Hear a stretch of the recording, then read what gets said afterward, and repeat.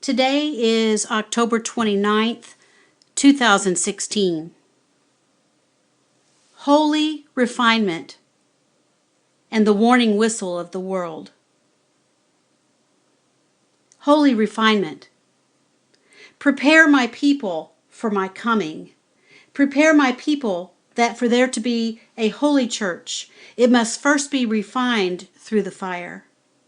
Only then will it be purified for standing in my presence. Few will withstand my fire to purify them, to make them holy. Holiness arrives only after enduring the heat and remaining faithful while the world is purged from the mind, the flesh, and from the carnal desires. The evil one brings the heat, but it is I who blows the wind, allowing the furnace of refinement for those who receive the choice of endurement. My people are the holy people who have chosen to endure, chosen to be refined, and chosen to remain while the flames are around them. The ones who endure will step out of the furnace, and I will see them with their new name, with holy stamped upon them. Awaken the sloth. Awaken the sleeping world. Awaken my sloth who claim to be my church. The stench of foolishness within my church reaches my nostrils, and I will spit out the lukewarm people who claim to be of me. I am coming to clean the filth of the church, and only know the sheep of my pasture. Tell my people the goats are pushing the walls of my church, and those who allow the weakening of my word will be held before the world in public disgrace. Tell my church, it is time.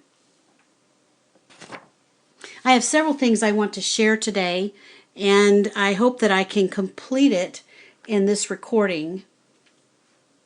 First thing I want to do, before I talk to you about the warning whistle, I want to discuss the signs of the times. I've made a chart here, just a small list.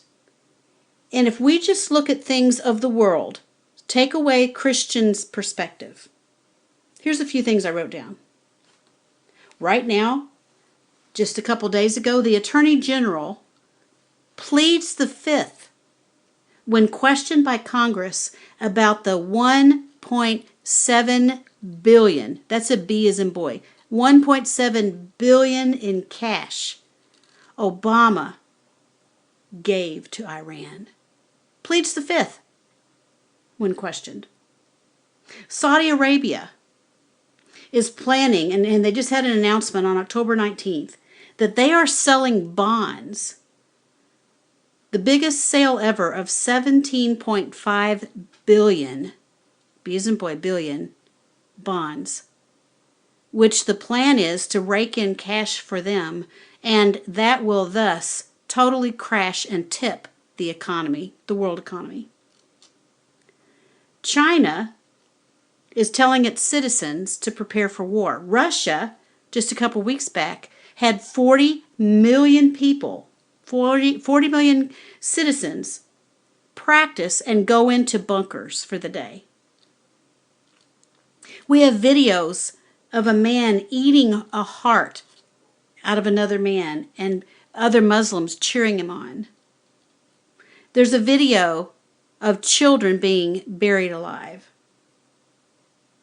Just the last couple days ago, the FBI is now opening a totally new case on the new emails that have been found. Tens of thousands of emails they said they have found regarding Hillary Clinton having sent them. The Dutch police are training eagles to pick out drones out of the sky. There's threats about the economy. Just listen to people of the world. Ron Paul repeatedly says, get your money out of the banks. Get yourself ready. This economy is going to crash. We cannot carry the system any longer.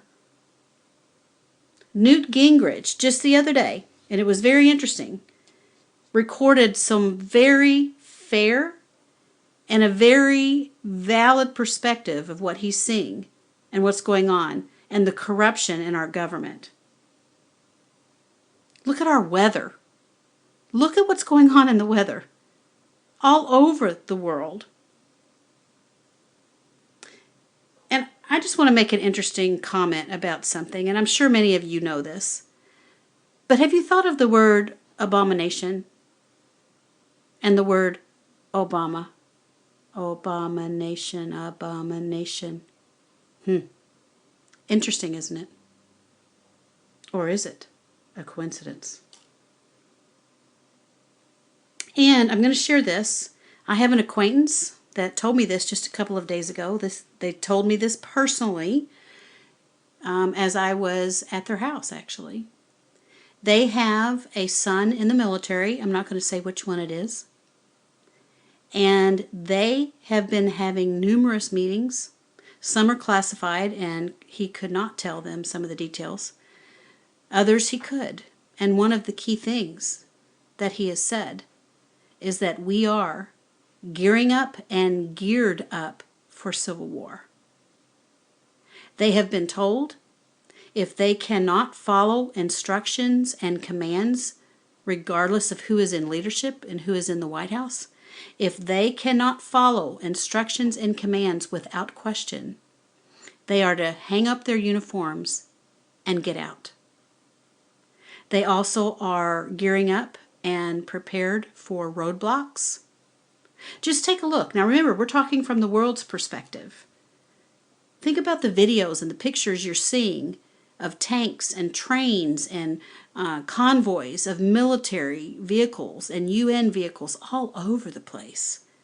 Just look from the world's perspective. A lot's going on. And back to what I said about the weather. That is a whole chapter in itself. Okay, so now let's look at the column from the Christian perspective. There are people all over the world, numerous people that are having dreams and visions. They're unrelated, unconnected, different age groups, different denominations, different locations in the world, and having unbelievable dreams and visions. That's not coincidence. There's intense persecution against Christians in other countries. It's unbelievable what's being done. And don't be naive to think it's not going to come to our doorstep. That is one of the most naive perspectives and positions to take.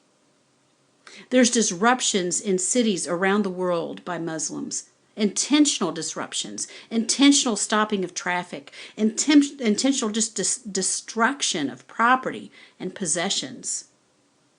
There are intentional physical attacks on individuals all over the world. Just the other day in Los Angeles, California, there was a video made of a huge, I guess a protest or just stopping of traffic, intentional, by several thousand. There was a large group of Muslims, and I believe it was a call to prayer. I'm not sure. But the whole point is this. They want you to fight. They want us to fight them. Because that's what they're demanding. There's two options. We step back and belly up, which has been the activity, the passive approach, because the other choice is war. The other choice is to stand up and fight them, which is going to have to happen. We're either going to be yellow bellies, I guess I grew up saying that phrase, and just lay down and roll on our backs and let them take over and let them do this and let them stop traffic. We certainly don't let other groups stop traffic. Because you see, that's the other option, is to fight them. And that's what they're totally geared and ready to do. And they're ready to fight to the death. That's what they're trained. They're trained mentally that way from childhood. And they're trained physically to fight to the death. And so everyone doesn't want to challenge that. So it's just being overtaken is what's happening by the passive approach. And at some point, that passivity is going to stop. It's going to have to. And lastly, just in the Christian column, there's wars and rumors of war. I mean, you just could read and watch videos and listen to the news, and you know that that's taking place. And all of these things are told in the Bible. In the list, I did that in a previous recording of understanding the signs of the second coming of Christ. And you can listen to that on the YouTube channel. Okay. So now I'm going to shift to what is the whistle. This is very important that I want to speak about this. It has been prophesied not by me, but by several individuals that this election will be delayed or disrupted, and or President Obama will remain in office. Any combination of the three. I make a reference to a prophecy, and I want to clarify because I've been asked about this. I am quoting Rebecca Sterling's prophecy or vision and prophecy that she received back in the 90s. And also back in the 30s, it was prophesied that the 44th president of the United States would be the last one. So in that recording, I am referring to her prophecy vision that she received. And if you're able to look her up for a small fee, you're able to watch her videos. And she had an intense vision. It's unbelievable, and it's about the time. It's about the time of the Antichrist is the vision she received. Now this was back in the 90s, so this is quite some time back that she had this. And in this, she was saying the words, "In order to be fair, I will delay the election." And that's what I caught. And I have listened to it several times, the wording of it, and she did not say it as a quote for us to pay attention. She was just telling the story of the vision. But I have received it as the possibility of the wording that we're going to hear out of Obama's mouth. And with that, this is going to be the warning whistle to the Christians. And it's this. When you hear the words, "In order to be fair, I'm going to delay the election," that is the whistle for the Christians. If you hear any disruption about the election, that is the whistle. If you hear that there is a huge uprising and civil war is beginning in regards to the election or around the time of the election, that is the whistle. It could be any combination of the three or all. And that is your whistle. So in order for you to know this, I have a list of things in order for you to prepare. I want you to be very, very aware when you hear those words and those announcements. That's like being at a race and the gun is fired. It has begun. It is time.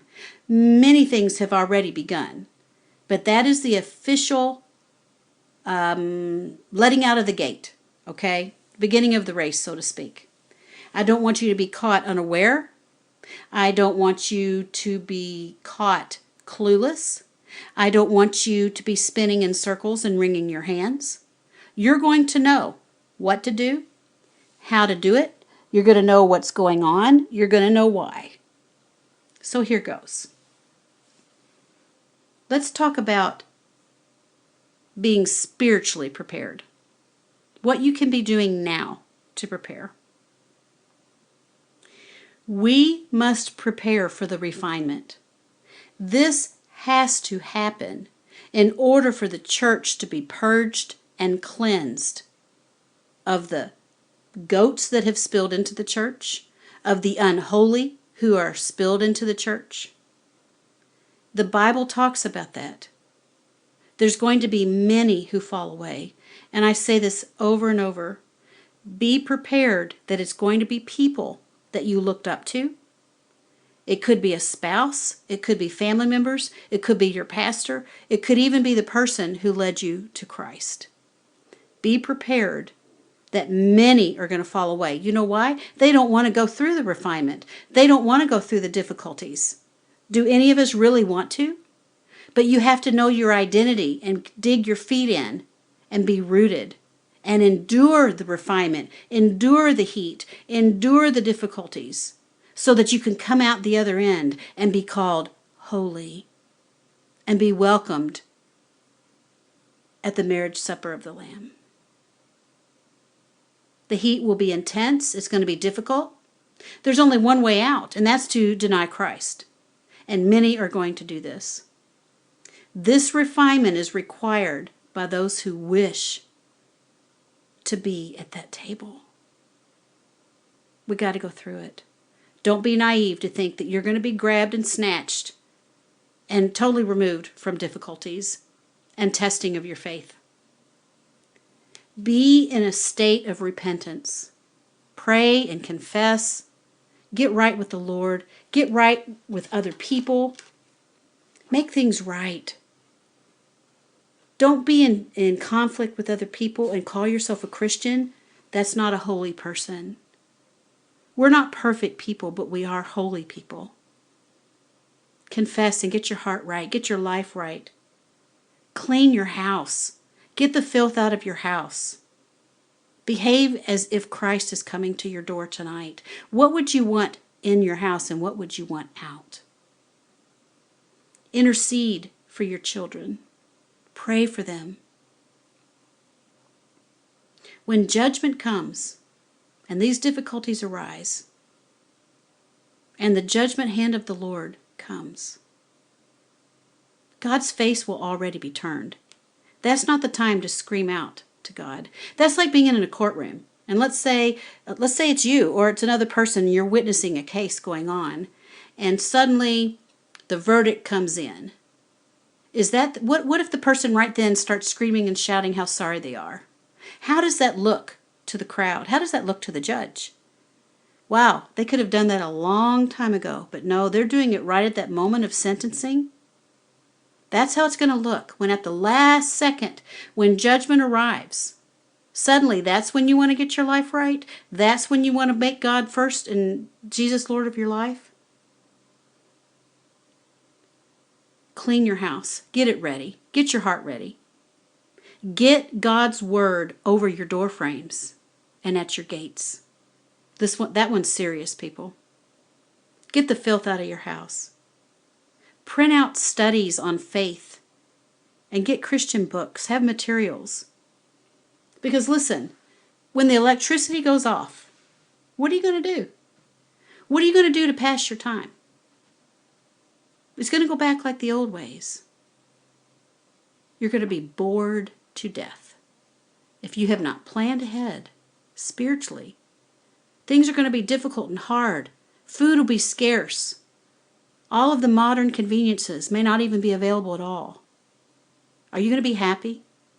Are you going to really believe all the things you say you believe? Are you going to be singing at the top of your lungs and singing praise and worship songs with your hands in the air when you weren't able to eat that day, or you had to share the little bit you had with the rest of your family and your belly's hungry? Yeah, that's the refinement we're going to go through.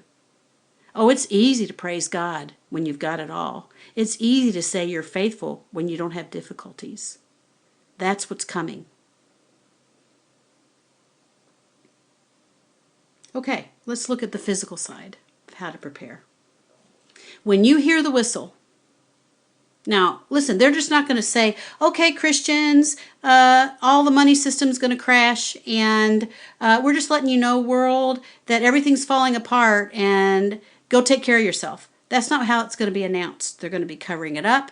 They're going to disrupt communication where it's not easy to get communication and exact information.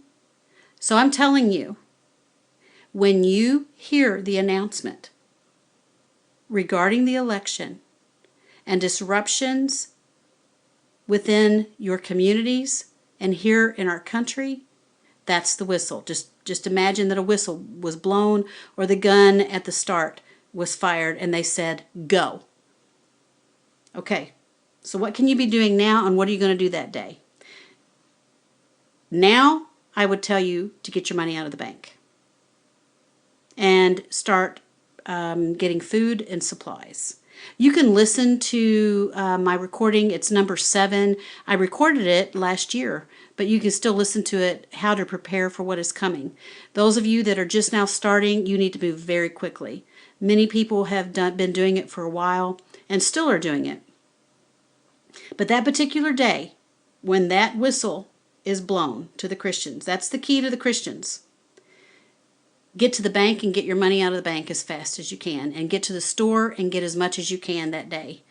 that that you have money to buy with, or you're able to haul. Get as much as you can. Those are two key things to do that day, regardless of how much you already have. Get more, because all of that's going to be controlled and stopped. All right. Right now, you need to be having a plan where you're going to meet, what you're going to do. When electricity goes down, that controls the banks, that controls the water systems, that controls the gas pumps, that controls the computers, that controls everything. And at some point, it's all going to make even the trains now, it's going to stop everything. You're going to have so much gas that you can use, and you're going to run out. So the generators you have, at some point, are going to stop. There's only going to be so much information you're going to be able to get. Have a plan in place with your family. Where are you going to meet? What are you going to do? How are you going to work together as a family? You could be in 3 or 4 different places, and you hear that. What are you going to do? Have that plan in place and have that talk with your family and your children. This one I feel very strongly about. Have your IDs straight. I have not read this anywhere. I just have known this for about 2 months. It has come to me strongly. When there are roadblocks, you're going to need your ID in order to get to the place you want to go. Because see, when there's chaos, they're going to get the military involved and martial law or whatever's going to happen to calm everybody down, and there's going to be roadblocks, and they're going to get some things under control. And the way they're going to do that is to require identification for where you want to be. So if you want to get to such and such address, you better have that address on your ID, and that's where you live. Do you understand what I'm saying? So get your ID straight. I'm not talking about later with the chip and all of that. I'm saying just the initial chaos. And it's not going to be chaos forever. Listen, we have lived thousands of years without electricity, without computers, and man survived and thrived. Okay? We're just going to go backwards quite a bit, with quite a bit less at our fingertips. And you need to be prepared for that. You need to be mentally prepared, and you need to be physically, not only spiritually as I shared, but physically prepared. Okay, make a list now of things that you need to do, things that you want to accomplish. Sell unnecessary items, and you need to do that now. We're just within a few days of the window. We're in a short time zone of things changing. So if you have some items that you can sell that are unnecessary, that you don't need, this is your time to sell them and get your cash and use your cash to buy supplies or keep it on you if that's what you want. Get to know your neighbors. This is a big one. When you don't have electricity and you don't have all of the modern conveniences, do you know who you're going to be hanging around with? It's going to be your neighbors. Do you know who you're going to be relying on and sharing things with and trading or whatever? Just think about going back to the old ways. And you know what? A long time ago, people really did know their neighbors.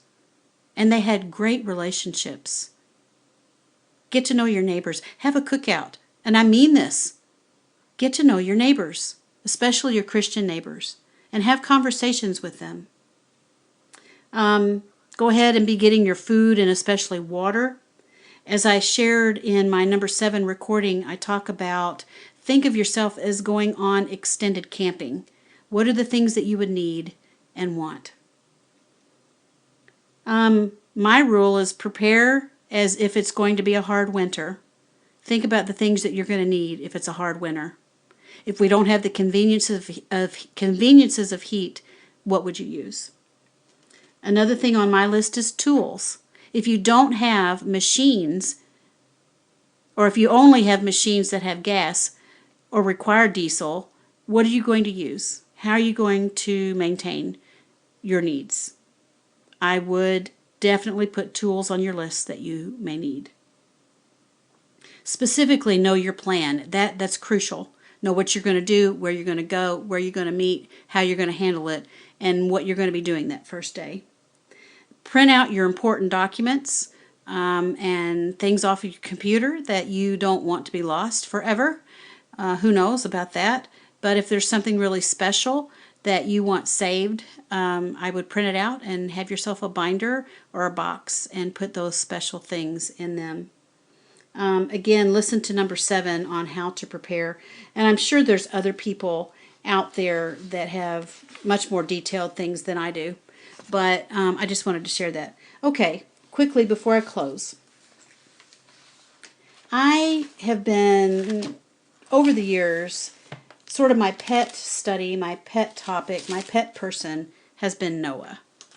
And many times I read it and read it and read it and I stare at it because I know there is something hidden there. There's something for us to learn and glean from this story. So I'm going to share a little bit. Before I forget, I am going to be doing some recordings coming up, several, one right after the other, of some prophetic words I have received. I don't want to mix it in with this one. But be watching for that, and there are going to be some timely words that you're going to, it's going to really touch your heart. Okay, about Noah. First of all, there is, and I find this is very interesting, this year, a full-scale Ark replica was completed this year, and it's in northern Kentucky. I was there on opening day because of my love and fascination from the story of Noah. I told myself when I heard about it 2 or 3 years back that I would be there opening day, and I was. I would encourage you, if you can, go see it. It is phenomenal. It is the largest wooden structure in the world, and it is completely built to scale, and I just can't go on and on about it. It's wonderful, and I just think it's very timely, and another one of those coincidences that it was completed this year. One thing I want to say is this. If Noah had sat on his porch and said, Yahweh, I praise you. Yahweh, I love you. Yahweh, I just know you will provide for me. Yahweh, I just know what you're going to do for me.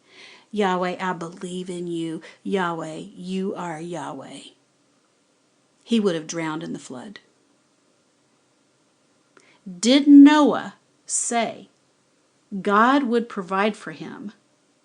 Or did Noah obey, knowing God would protect him? Don't be naive. In a time of judgment, it's not about who you believe. In a time of judgment, it's about judgment. Noah's obedience was credited to him as faith. And I want to say this. What do you think is the biggest act of Noah's faith? Do you think it was spending 80 to 100 years building the ark? Think about all the stuff he had to do. All of the materials, all of the trees, all of the supplies, all of the handiwork. When you see this ark replica, it's unbelievable. When you see the dimensions, think about the furniture he had to build. Think about the cages and the water system and the septic system, the furniture, the living quarters, the waste system for garbage. Everything he had to do. And he was told, do it. It took him that many years to build it. It's determined mathematically by the age of the children and different things of how they're estimating the time it took him to build this. Do you think that was his biggest act of faith? Do you think the biggest act of faith was where it says to bring in every kind of food? Can you imagine right now if you had to bring in every kind of food there was to eat and store it? He had to do that. Think about the tools that he had to bring and use. If you were told the world was going to be destroyed and you and your children, that's it. And all the things that you wanted to make sure you kept because you would need it. Think of all of those supplies that he had to put in. Then the day came and the family goes in. The animals go in. The pairs, the clean and unclean, the food. Think of the food being pulled up by ropes. This is a massive ship. Okay, another thing is on Mount Ararat, they have found these huge stones, massive, several tons, with holes, perfectly symmetrical holes in them, that they know that it was used as weights to balance in the water. And they found the anchor. So there was a lot involved. So suddenly, all the food, all the supplies, all the furniture mounted to the floor because of the ship would be rocking, tools, equipment. Was that the biggest act of faith? See, he was still acting in faith. He was being obedient. Do you know there was not even a word for rain? It had never rained before. So was that the biggest act of faith? Was that the biggest thing that he did that tested his faith? Nope. So he's done all this work. They've got all their clothing. They've got all their tools. They've got all the food. They've got all the provisions. You name it, it gets put in this ark. I suspect they said goodbyes to their loved ones. There was a lot of people. Think about family members. He had 3 sons who were married. So they had daughters-in-law. So they had families. Saying goodbye. Was that the biggest act of faith? Was the biggest act of faith walking up the ramp and getting into the ark and God shuts the door? Was that the biggest act of faith? Think of all the drinking water that was stored. Just imagine. Nope, that wasn't the biggest act of faith. I'm going to tell you the biggest act of faith of Noah. The biggest act of faith was getting into the ark with his family, having done all that work for years. And God says it's time, and they go in, and the door gets shut. And they sit there for 7 days, and nothing happened. That is the ultimate test and act of his faith. To sit in that ark and nothing happened. And people laughing, all the jeering, all the years of ridicule. There's no doubt that happened. What are you doing? What are you building that for? You spending all that money? Well, he may have employed a lot of people, but they certainly laughed at him. It had never rained before. Why on earth is he building this kind of a ship? What do you mean you're putting all that food in there? What do you mean you're putting animals in there? Are you crazy? And they go in and the door gets shut. And for 7 days, nothing happened. Do you think they had doubts? Do you think they thought about maybe they'd missed it? Do you think maybe they thought about getting off? We don't hear that. We don't think so. But we have to be realistic because they were human. They were probably praying, Lord, I believe. Lord, I know you told us. We've been obedient. We've said goodbye to family members. And guess what? After 7 days, it started. So right now, that's what we're going to do. It's time for us to wait. It's time for us to be obedient in our faith, obedient spiritually by getting our lives right, but obedient physically by preparing. We cannot be naive to think that everything is just going to land in our lap during a time of judgment. When you hear the whistle, remain calm, activate your plan, move quickly, know exactly what you're going to do, when and how, where you're going to go first, which should be the bank. Second, go to the store and get what you can. Remember, Christians are not weak, they are wise. Get ready, because your faith is going to be tested like never before. And I'm going to read, I just really feel led to do this. I'm going to read the prophetic word I received last year. It is in the recording as number 4.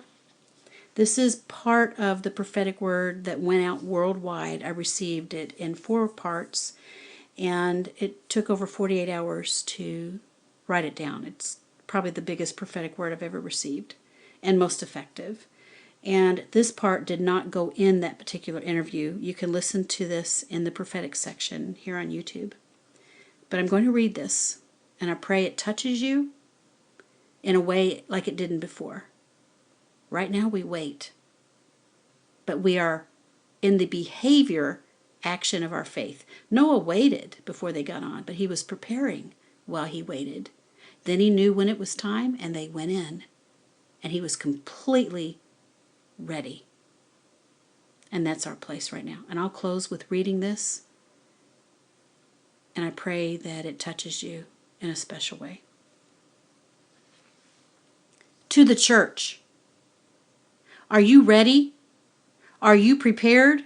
Are you prepared for those who are coming? They are coming. They are coming. Many will come and who understand and will repent. And many will come who do not understand and will need understanding. Are your plans in place? Be prepared for the harvest. Are your nets in place? You are a lighthouse. You are a beacon. You are a life raft. You are a life ring. You are a life jacket.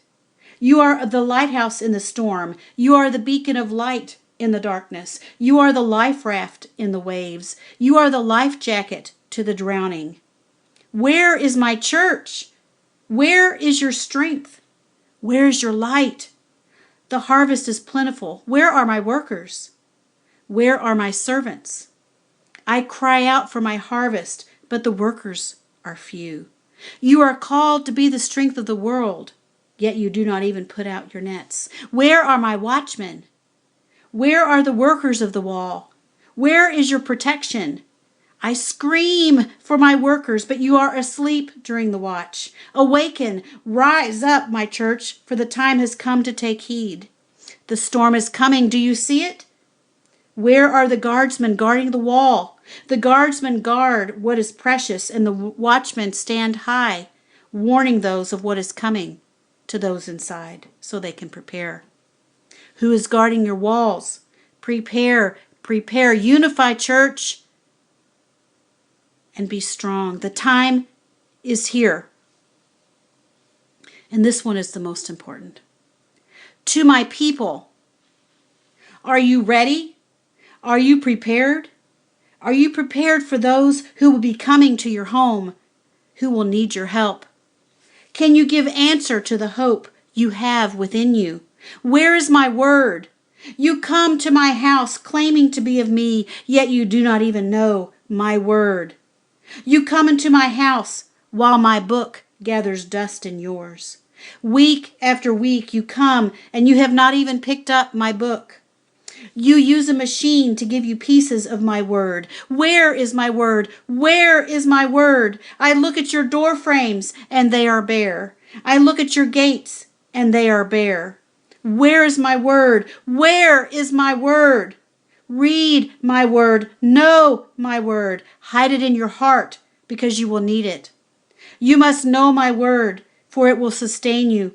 Hide it in your heart. My word will sustain you in the darkness. I am a consuming fire. I am the same yesterday, today, and forever. The words I give you today will be the same tomorrow. The words I gave the prophets of old are the same for you today. I am everlasting. I am a consuming fire. I am the God of truth. Come only with truth. You sing to me while your heart is hiding your sin. I want no secrets. I want nothing concealed. My people who are called by my name are a people of truth. Do not come to me with your feet. Do not come to me with your hands. Do not come to me with your lips. Come to me with your heart. You cannot come to me week after week with sin in your heart. I am all-knowing. Repent with truth. Speak the truth to me, for I already know your words before you even speak them. Do you think you can fool the Lord God? Do you think you can claim to be of me while you hide parts of yourself? You cannot come to my throne on high without truth. Come to me with truth of who you are, and I will meet you there. Your God is holy. Do you not know that my son became the lamb, beaten, bloody, and died so that I can even hear you? You were redeemed for a high price, the price of his life. My only son redeemed you. Do not cheapen his price. Do not come with deceit. Do not come to me with excuse. Do not praise me if you have not confessed all truth to me. I probe your heart, and I want all of you. I search for my people who are of spirit and of truth. Why do you question obedience? Has the world corrupted your thinking that you can question the Lord God on high? Before my death angel came, my people were told to place blood over their door frames. They obeyed without question. It was their obedience that saved them. My son Noah obeyed without question. For the sake of his grandfather, I delayed 800 years in hope to find more worthy.